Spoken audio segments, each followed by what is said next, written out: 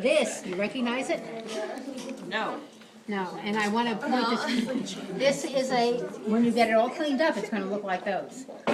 Remember I said to you that there was a lot of fat invested on the outside of the heart. Do you believe me now? Yeah. And you can go to the bag and get any other one out. I'm not just picking the fattest heart out, but that is typical. But before we do that, we'll do the easy ones. This particular collection is of, again, a cow. Am I on the front or the back? Back. The back. Yeah, we're on the front. Why do you know that we're on the front? Because the ape is All right, the fingers. All right, so you all see the fingers? See this big finger right here? And actually, there's only part of the other finger. My finger's in that finger. But if you this is the back end, so this is not going to be it. Yeah, see, and they're all cut. If you had the whole one, you would have the second finger too, but you definitely see one finger. Now, if you are wondering what the other side looks like, this is the back. You see a finger? Can't see. No. Again, look at the two together. The top one definitely has a finger, that's the front. The bottom picture is one of the back side of the heart, and it does not have the finger. All right, staying with the front half. If this is the front half, we've taken it off and we're laying it in the pan. What is this particular chamber? left. No, it is not left, and that's exactly what I wanted you to say, so thank you. It's the right. It is the right. Now, what tells you it's the right? Thinner wall. The thinner wall. And that's what's going to happen if you take the front half off and lay it in the pan.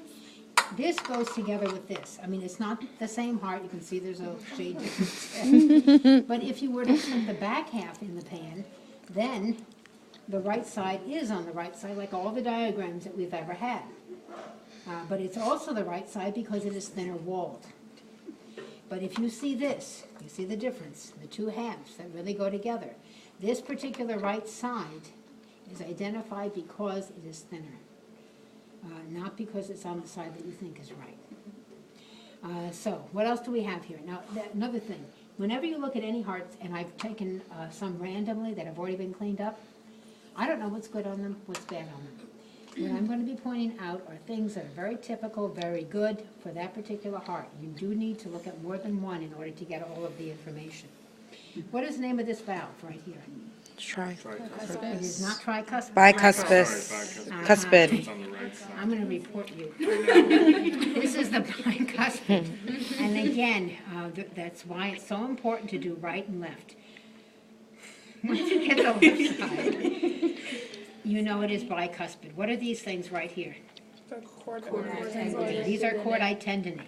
And the structures at the end of them are papillary muscles. What is this structure right here? Interventricular septum.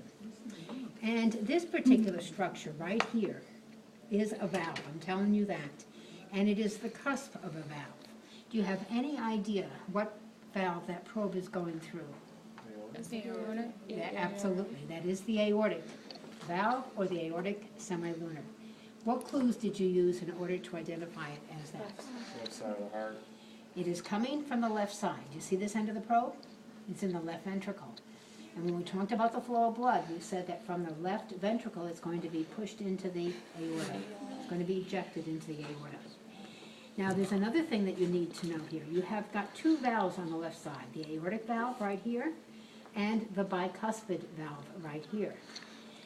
What is going to tell you which is which? The bicuspid. But how do I know that this isn't going out? How do I Because know it sits it's not- between the atria and the ventricle. Okay. Let's see which one If you is can full. identify this as atria, that's fine. There's another very easy way. Papillary pulse. Well, the papillary and, if you could, the chordae tendineae. That's really the easiest. All right, because it's In other words, you've heard the expression, no strings attached? Well, there's no strings attached to either one of the semilunars. So both the aortic, which is what this one is, or the pulmonary semilunar have any strings attached. Do you see what I'm talking about? These chordae tendineae are only associated with either the bicuspid that you see here or the tricuspid that you will see on some of the right sides. They didn't really open it up in such a way that you can see a very good tricuspid on here, but we will on another one. What else do we have? So you know that this vessel here is the what? Aorta. Aorta, okay. And this vessel here is the? Pulmonary trunk. Now, somebody has opened this up, and have they gotten down far enough?